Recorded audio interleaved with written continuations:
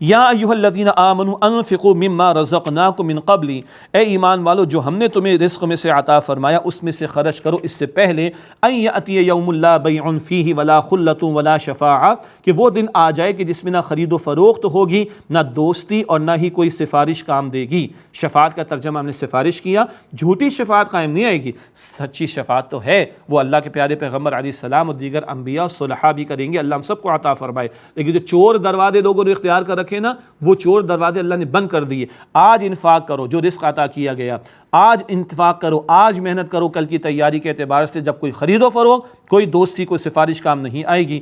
والکافرون هم الظالمون، اور کافر ہی ظالم ہیں۔ ایک بڑی تلخ بات یہ ہے کہ اللہ تعالیٰ نے ایمان والوں سے آیت میں خطاب کیا، ایمان والو جو رزق ہم نے تمہیں عطا فرمایا اس میں سے خرچ کرو۔ اگر ایمان والے خرچ نہیں کر رہے، ایمان والے کل کی تیاری نہیں کر رہے، ایمان والے آخرت کے لیے اپنے آپ کو تیار نہیں کر رہے، تو عملاً یہ ظلم کی روش ہے، یہ کفر کی روش ہے۔ اللہ اس سے ہمیں محفوظ رکھے اور کل کی تیاری کی توفیق عطا فرمائے۔ اس کے بعد قرآن پاک کی بہت ہی پیاری عظیم ترین آیت ہے آیت الکرسی۔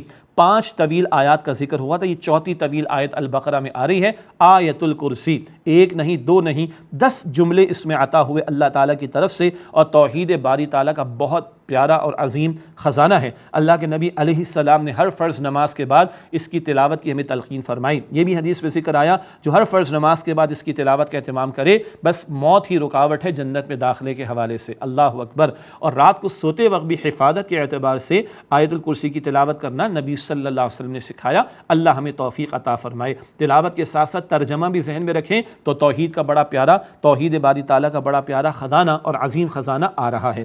اللہ لا الہ الا ہو، اللہ اس کے سوا کوئی معبود نہیں، الحی القیوم، از خود وہ زندہ ہے اور ہر ایک کو تھامنے والا۔ اللہ کی حیات اپنی ہے، ہماری اپنی ذاتی نہیں، اللہ نے عطا کی، جب چاہے گا ختم ہو جائے گی۔ وہ از خود زندہ ہے اور ہر ایک کو تھامنے والا۔ لا تأخذہ سنۃ ولا نوم، نہ اسے اونگ آتی ہے اور نہ نیند آتی ہے۔ یہ تو کمزوری ہے اور اللہ ہر کمزوری سے پاک ہے۔ ایک اور پیارا نقطہ، نہ اسے اونگ آتی ہے نہ نیند، ہر آن اس کی نظر کرم ہم پر ہے۔ نہ ہو تو سانس نہیں چل سکتی، نہ زبان بول نہیں سکتی، یہ ہم ہیں۔ سو بھی جاتے ہیں، غافل بھی ہو جاتے، مست ہو جاتے اور اسے بھلا دیتے ہیں، یہ ہم ہیں، ورنہ اس کی نظر کرم نہ ہو تو کیسے زندہ رہ سکتے ہیں۔ اللہ اکبر۔ لہو ما فی السماوات وما فی الارض، اللہ ہی کے لیے ہے سب کچھ جو آسمانوں میں اور زمین میں۔ ہم کہتے ہیں میرا ہے، اونرشپ کا ہے، اور بیٹا بھائی میرے پیارے بزرگ، کائے کی اونرشپ؟ ہاں سب اللہ کا ہے، سب چھوڑ کے جانا ہے، سب ٹھاٹ پڑا رہ جائے گا جب لاد چلے گا بنجارا۔ اب یہ پرانے زمانے کی اردو ہو گئی، لیکن بہرحال جب سب اللہ کا ہے تو مالک وہ ہے نا، تو آپ اور میں مالک تھوڑی ہیں جو چاہے سو کریں، نہ، آپ اور میں امین ہیں، ٹرسٹی ہیں، کسٹوڈین ہیں، مرضی مالک کی چلے گی، ہماری نہیں۔ آج نعرے چلتے تو چلتے رہے، غلط نعرے، میری مرضی، اور میرا جسم ہے کب کہ میری مرضی چلے گی؟ جسم میرے رب نے دیا ہے، مال میرے رب نے دیا ہے، تو مرضی رب کی چلے گی، میری اور آپ کی نہیں چلے گی۔ ہاں اس سے کہا کھاؤ پیو، کو حلال کھاؤ، کو مسئلہ نہیں، حرام سے بچو، زکوٰۃ دے دینا اور یہاں خرچ کرنا، بس یہ پورا کر لیں۔ باقی اس نے آزادی بھی دے رکھی، سب سے بڑی آزادی اس کی ہے جو ایک اللہ کا غلام بن جائے، اور جو ایک اللہ کا غلام نہیں بنے گا وہ پتہ نہیں کتنے ہزاروں لاکھوں کا غلام بنے گا، اس کی زندگی اجیرن ہے۔ لہو ما فی السماوات وما فی الارض، اللہ ہی کے لیے جو کچھ آسمانوں میں اور زمین میں ہے۔ من ذا الذی یشفع عندہ الا باذنہ، کون ہے جو سفارش کر سکے اللہ کے حضور مگر اس کی اجازت سے شفاعت ہوگی، مگر اللہ کے اذن سے ہوگی، اللہ کے حکم سے ہوگی، اور اللہ جس کے لیے چاہے گا اس کے لیے ہوگی۔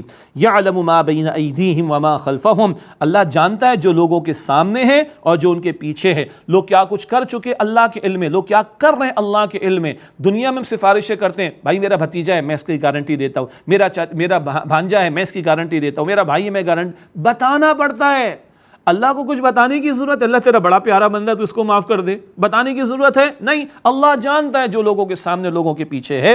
وَلَا يُحِيطُونَ بِشَيْءٍ مِّنْ عِلْمِهِ إِلَّا بِمَا شَاءَ، اور وہ احاطہ نہیں کر سکتے اس کے علم سے کسی بھی شے کا مگر وہ جتنا اللہ خود چاہے۔ کل علم اللہ کے پاس اللہ نے عطا فرمایا اور انبیاء علیہ السلام کو عطا فرمایا، اور سب سے بڑھ کر محمد مصطفیٰ صلی اللہ علیہ وسلم کو عطا فرمایا، مگر یہ عطا کل کی کل اللہ کی ہے۔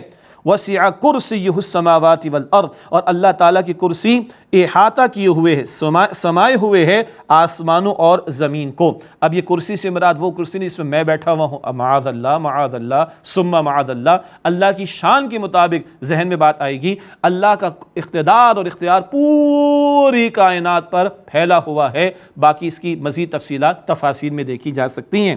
وَلَا يَؤُودُ حِفْظُهُمَا، اور اس کو ان کی حفاظت تھکاتی نہیں۔ یہ تو یہود و نصارہ نے گڑبڑ کر دی، اللہ نے 6 دنوں میں آسمان بنایا، زمین بنائی، and he rested on the 7th، اِنَّا لِلَّهِ وَإِنَّا إِلَيْهِ راجعون۔ 7ویں دن اللہ تعالیٰ نے آرام کی تو چھٹی مناؤ سنڈے کی، اِنَّا لِلَّهِ وَإِنَّا إِلَيْهِ راجعون۔ یہ باطل اور کفری عقیدے جو ان لوگوں نے اختیار کر رکھے۔ وَلَا يَؤُودُهُ حِفْظُهُمَا، اور اس اللہ کو ان کی حفاظت تھکاتی نہیں۔ وَهُوَ الْعَلِيُّ الْعَظِيمُ، اور اللہ بہت بلند مرتبے والا، بہت عظمتوں والا ہے۔ اللہ اس آیت الکرسی کو ہمیں فرض نمازوں کے بعد پورے یقین کے ساتھ تلاوت کرنے کی توفیق دے، اور جو توحید کے تقاضے ہمارے سامنے ہیں ان پر عمل کی توفیق عطا فرمائے۔